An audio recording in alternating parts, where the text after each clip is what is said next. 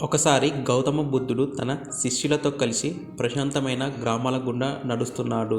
అప్పటికే శిష్యులలో కొందరు తమ గతం గురించి పదే పదే బాధపడుతూ, మరికొందరు భవిష్యత్తు గురించి భయపడుతూ అతిగా ఆలోచించే అలవాటును పెంచుకున్నారు.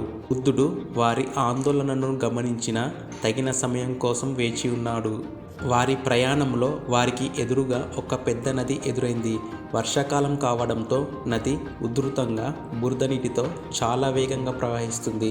నదిని దాటడానికి వంతెన లేదు, పడవ లేదు. శిష్యులందరూ ఆ దృశ్యాన్ని చూసి తమ అతిగా ఆలోచించే అలవాటును బయటపెట్టారు. ఒక శిష్యుడు ఇలా అన్నాడు, నిన్న దాటిన చిన్న నదిలా ఇది లేదు. ఇంత వేగంగా ఉంటే కొట్టుకుపోతామేమో. ఎంత ప్రమాదకరంగా ఉంది అంటూ గతంలో జరిగిన విషయం ఆలోచిస్తున్నాడు. మరొక శిష్యుడు, మనం ఇక్కడే ఉండిపోతే గమ్యాన్ని చేరుకోలేం. రేపటికి మనకు ఆహారం దొరకదేమో. మనం రాత్రి ఇక్కడే ఉండాల్సి వస్తుందేమో అంటూ ఇంకా జరగని భవిష్యత్తు గురించి భయపడుతున్నాడు.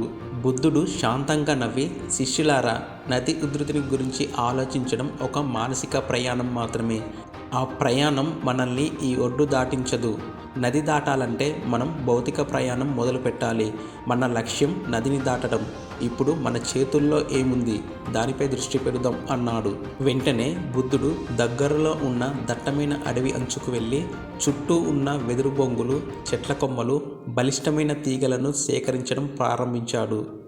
ఆందోళన చెందుతున్న శిష్యులు సిగ్గుపడి వెంటనే గురువును అనుసరించారు.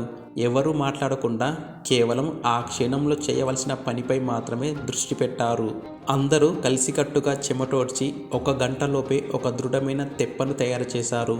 వారి ఏకాగ్రత వల్ల వారికి నది భయం, గతం, భవిష్యత్తు అనే ఆలోచనలు కూడా రాలేదు. నెమ్మదిగా, జాగ్రత్తగా వారంతా తెప్పపై నదిలోకి దిగారు. ఉధృతి ఎక్కువగా ఉన్న అందరి కృషి, వర్తమాన క్షణంపై ఏకాగ్రత కారణంగా వారు విజయవంతంగా అవతలి ఒడ్డుకు చేరుకున్నారు. శిష్యులు అవతలి ఒడ్డుకు చేరుకోగానే బుద్ధుడు తెప్పవైపు చూసి ఆ తెప్పను నది తీరాన వదిలేశాడు. ఆ తర్వాత శిష్యులను ఉద్దేశించి ఇలా బోధించాడు. శిష్యులారా, ఈ తెప్ప మనకు ఒక గొప్ప పాఠం నేర్పింది. నదిని దాటే విషయంలో మన సమస్య చాలా పెద్దదిగా అనిపించింది. కానీ మనం దాని గురించి భయపడకుండా సమస్యను పరిష్కరించడానికి అవసరమైన ప్రస్తుతం చేయవలసిన పనిపై దృష్టి పెట్టాము. ఇప్పుడు చెప్పండి, నదిని దాటిన తర్వాత మనకు సహాయం చేసిన ఈ తెప్పను మనం మన భుజాలపై మోసుకుంటూ మిగతా ప్రయాణం అంతా తీసుకెళ్లాలా? ఈ తెప్ప మనకు ఎంతో ఉపయోగపడింది, కానీ దానిని వదిలేయకపోతే మన ప్రయాణం మరింత కష్టమవుతుంది కదా అని అన్నాడు. బుద్ధుడు అడిగే మాటల్లోని అంతరార్థం అర్థమై శిష్యులు జ్ఞానోదయం పొందినట్లు తలలూపి, నిజం గురువు గారు, అవసరం తీరిన తర్వాత దానిని ఇంకా మోయడం మూర్ఖత్వం అన్నారు. ఆ మాటలు విని బుద్ధుడు వాళ్ళతో ఇలా అన్నాడు, మన జీవితంలో ఈ తెప్పలే అతిగా ఆలోచించే అలవాటు. మీ గతంలోని బాధలు, విజయాలు, తప్పులు అన్నీ ఒకప్పుడు మీకు తెప్పలాగా ఉపయోగపడవచ్చు. వాటి నుంచి నేర్చుకొని వాటిని అక్కడే వదిలేయండి. వాటిని మన భుజాలపై, అంటే మన మనసులో మోసుకుంటూ ప్రయాణిస్తే ప్రస్తుత క్షణాన్ని కోల్పోతాం. ప్రయాణం భారంగా మారుతుంది. ఇంకా రాబోని భవిష్యత్తు గురించి ఆందోళన చెందడం, ఊహించుకోవడం కూడా ఒక భారమైన తెప్పే. భవిష్యత్తును గురించి ఆలోచించడం అంటే నదిని దాటకుండానే ఆ తెప్పను ఎక్కడ దాచాలి అని ఆలోచించడం లాంటిది. మన చేతుల్లో ఉన్న కొమ్మలు, తీగలను సేకరించి తెప్ప తయారు చేయడం అంటే ఈ క్షణంలో మనం ఏం చేయగలం, దీనిని పరిష్కరించగలం అనే కర్మపై ఏకాగ్రత వహించడం లాంటిది.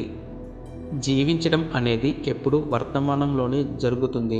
గతం పాఠాలు నేర్పుతుంది, భవిష్యత్తు ఆశనిస్తుంది. కానీ మీరు శక్తివంతంగా పనిచేసేది ఈ వర్తమాన క్షణంలో మాత్రమే. ఉపయోగం తీరిన ప్రతి ఆలోచనను, చింతను, భయాన్ని అక్కడే వదిలేసి ప్రశాంతంగా ముందుకు సాగండి. అప్పుడే మీరు స్వేచ్ఛగా గమ్యాన్ని చేరుకోగలరు అని బుద్ధుడు తన బోధనను ముగించిన తర్వాత శిష్యుల కళ్ళల్లో కొత్త నిశ్చయిత కనిపించింది. వారికి అర్థమైంది, జ్ఞానోదయం అనేది భవిష్యత్తులో దొరికే బహుమతి కాదు, అది వర్తమాన క్షణంలో ఉండే బరువులేని స్వేచ్ఛ అని. గతం గురించిన పశ్చాత్తాపం, భవిష్యత్తును గురించిన ఊహాజనిత భయం అనే 2 భారమైన తెప్పలను ఆ నది తీరంలో వదిలిపెట్టి వారు ఇప్పుడు శూన్యమైన మనసుతో, స్పష్టమైన అడుగులతో ముందుకు సాగారు. జీవితంలో ప్రతి అడుగు ఒక కొత్త ఒడ్డు. ఆ ఒడ్డుకు చేరుకోగానే పాత సాధనాన్ని వదిలివేయడం, మళ్ళీ కొత్తగా తేలికగా నడవడానికి సిద్ధం కావడం, ఇదే వర్తమానంలో జీవించడం అనే ధర్మం. ఆ రోజు నుండి వారి ప్రయాణం కేవలం గమ్యం వైపు మాత్రమే కాదు, ప్రతి క్షణంలో ఉండే శాంతి వైపు కూడా సాగింది. సో ఫ్రెండ్స్, ఈ గౌతమ బుద్ధుడి కథ మనకు ఒక స్పష్టమైన సత్యాన్ని బోధించింది. జీవితంలో అసలైన ప్రయాణం గమ్యం చేరే వేగం మన ఆలోచనల బరువుపై ఆధారపడి ఉంటుంది. మనలో చాలామంది గతం నుంచి వచ్చిన అనుభవాల భారాన్ని మరియు ఇంకా రాని భవిష్యత్తు గురించి ఊహించే భయాన్ని మనసు అనే భుజాలపై మోస్తూ ప్రయాణిస్తుంటారు. ఆ భారం ఎంత ఎక్కువగా ఉంటే మన నడక అంత కష్టమవుతుంది. విజయం అంటే నది దాటడానికి వాడిన సాధనాన్ని కూడా అవసరం తీరిన తర్వాత అక్కడే వదిలేసి స్వేచ్ఛగా ముందుకు సాగడం. మన లక్ష్యం ఎంత పెద్దదైనా కేవలం ఈ వర్తమాన క్షణంలో మనం చేయగలిగే చిన్న చిన్న పనులపై ఏకాగ్రత పెడితే చాలు. బలమైన అలలు కూడా మనల్ని ఆపలేవు. కాబట్టి ఇకపై మీ ప్రయాణంలో అనవసరమైన ఆలోచనల భారాన్ని దించివేయండి. మీ పూర్తి శక్తిని ఈ క్షణం మీరు పరిష్కరించగలిగే సవాళ్లపై, మీరు పూర్తి చేయగలిగే పనులపై మాత్రమే పెట్టండి. మీరు ఈ రోజు నుంచే దూరం చేయాలనుకుంటున్న ఆ మానసిక భారం ఏమిటో కింద కామెంట్స్లో తెలియజేయండి. ఆలోచించడం మానేసి పని మొదలు పెట్టండి. ఈ వీడియో నచ్చితే లైక్ చేయండి. మరిందరికో స్ఫూర్తినిచ్చేందుకు షేర్ చేయండి. మన ఛానల్ని సబ్స్క్రైబ్ చేసుకోండి. జై హింద్.